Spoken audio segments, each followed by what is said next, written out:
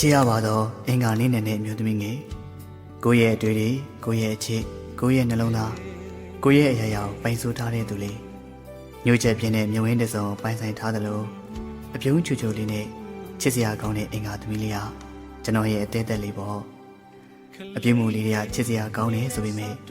စိတ်မကြည်ဘူးဆိုရင်လေချစ်ကန်ကန်ဘူးကလန့်ပြောတတ်တဲ့ကောင်းမလေးတွေအဲဒီကောင်းမလေးကဟမ်မဆောင်တစ်ဖက်နဲ့အဆင်ပြေပါတယ်ဆိုတဲ့စကားတွေကိုလည်းခဏခဏပြောတတ်တယ်။ဘာမှမဖြစ်ပါဘူးဆိုတဲ့စကားအင်္ဂါသမီးလေးရဲ့လက်သုံးစကားပေါ့။ကြားနေတဲ့မျက်ရည်တွေကိုရပမိုးလေးနဲ့တုပ်ပြီးတော့မျက်ရည်တွေကဘာလို့ကြားနေမှမသိဘူးဆိုပြီးတော့နှကန်းလေးကိုလည်းစူ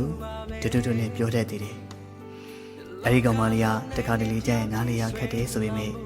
အတွင်းစိတ်ကနူးညံ့နေချစ်စရာကောင်းတဲ့အပြုမှုလေးတွေနဲ့ပြန်မပြောနားမထောင်ကလေးစိုးလေးကိုတဲ့သူတစ်ပါးအတွက်တွေးပြီးတော့စိတ်ပူတတ်တဲ့သူ